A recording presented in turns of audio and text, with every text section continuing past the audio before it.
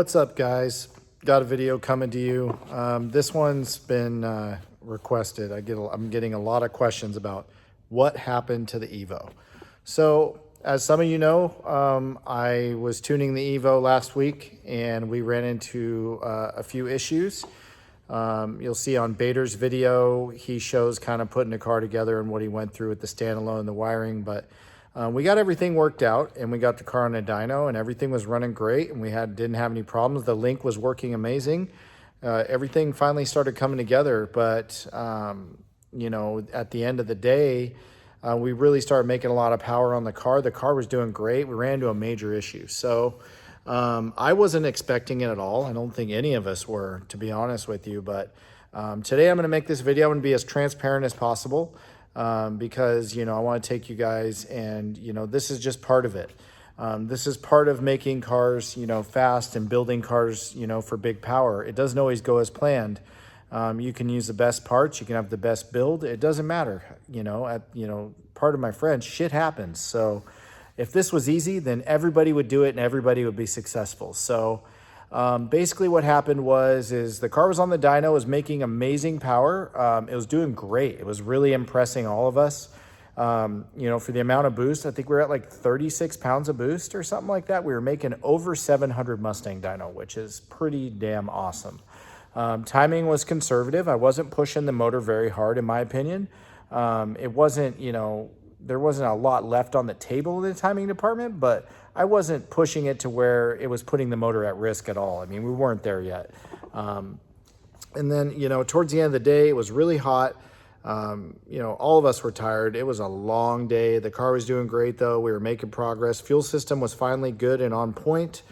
And then I was doing a pull and it made, I think it made like a little over 710 or almost 720 or whatever to the wheels, Mustang dyno, which works out to over 800 to the wheels on a dyno jet, depending on the mode they're using, which on cars like this, typically they use uncorrected to get the numbers everybody wants to see.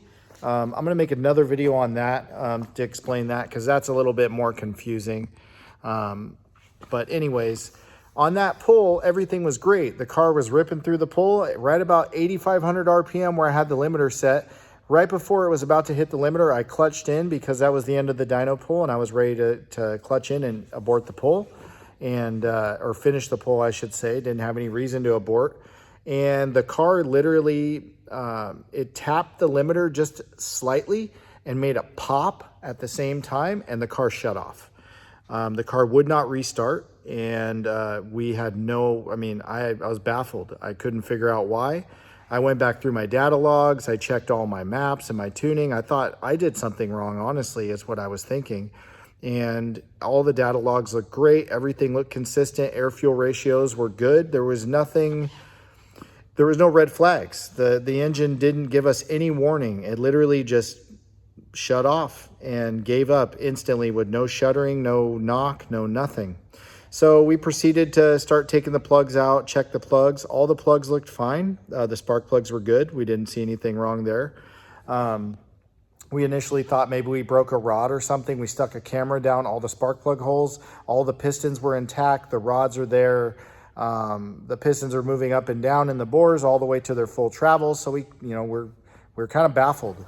We spent 2 hours trying to figure out what happened. There's no fluids anywhere on the dyno that leaked out of the motor.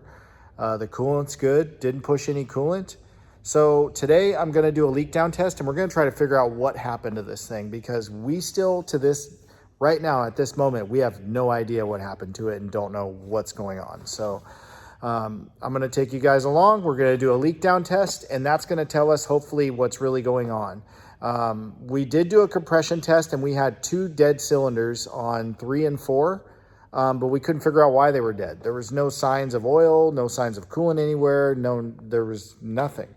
The oil in the engine looks perfectly clean. There's no metal in it as far as we could tell. So a leak down test today is going to tell us what's going on. So let's get started. So the first thing we're going to do, we're going to pull all these plugs out and coil packs to get to the spark plugs to do a leak down test. Initially, we already pulled the valve cover, me and Bader, and we checked all the valve train inside to see if we could see anything broken. We didn't see anything. And you know, so that's that. So I'm not sure quite what else could be going on. I have a feeling that there's a valve issue going on, because it just doesn't make sense to me how the pistons and everything can be good, oil's good, but there's no compression on these two cylinders. I think, like, my theory is that it either sunk maybe a valve seat in the head, because I know these are common to have that issue at higher RPMs and high boost levels, or maybe we have a valve that's burnt.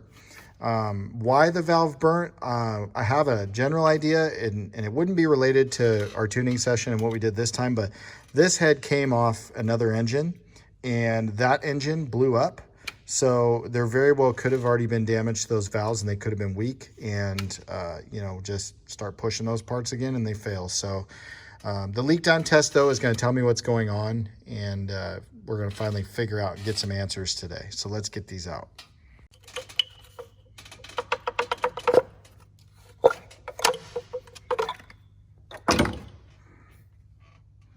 I need to get the spark plugs out of there.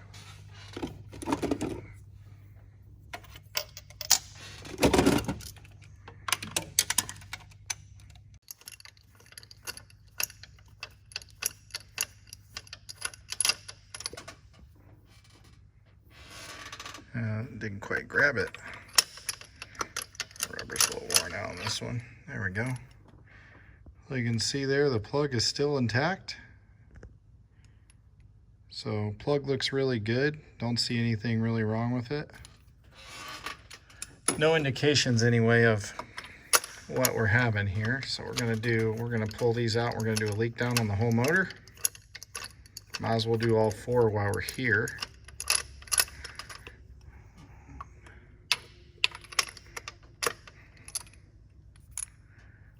Another one's good.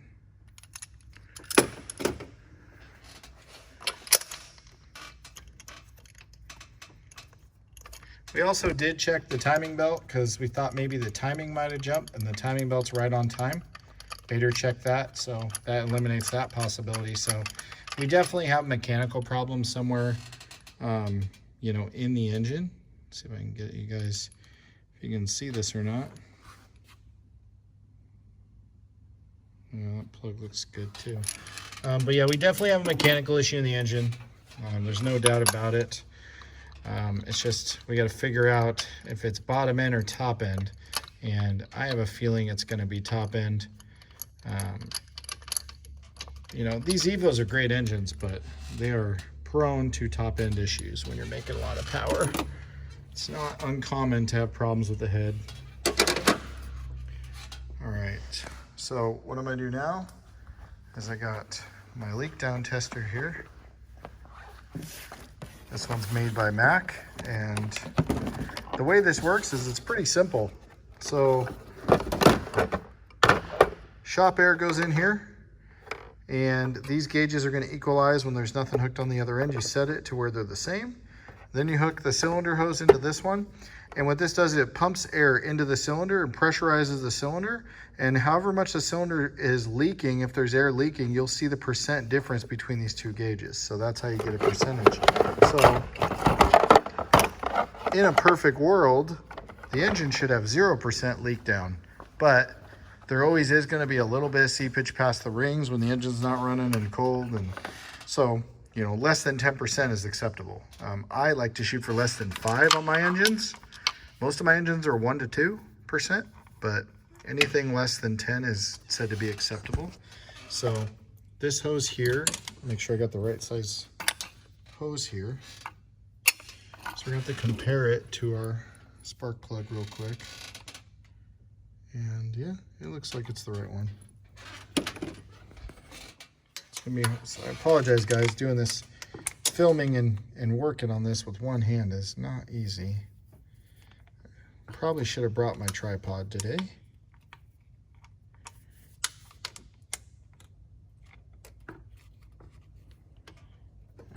All right, so I got it in there, and as you can see, I've got it pressurized in that cylinder.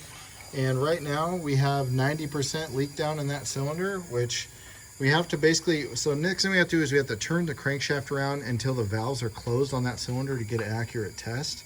So basically what you do is you turn the crank over until you feel compression of these gauges. This gauge starts to go up and equalize with this one. This is going to be a little bit difficult with this particular car because it's down here, but I'll show you guys. Put you guys in here. Okay, so the crank is right there. And basically what we have to do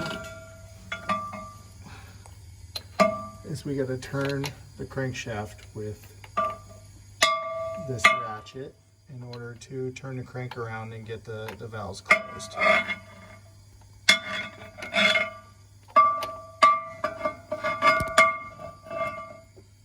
Okay, so we got that in there, and we're just going to turn this around until the valves are closed.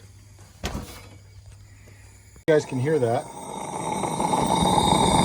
but there's actually air coming out of the cylinder next to it, which is not good. There should never be air shared between cylinders.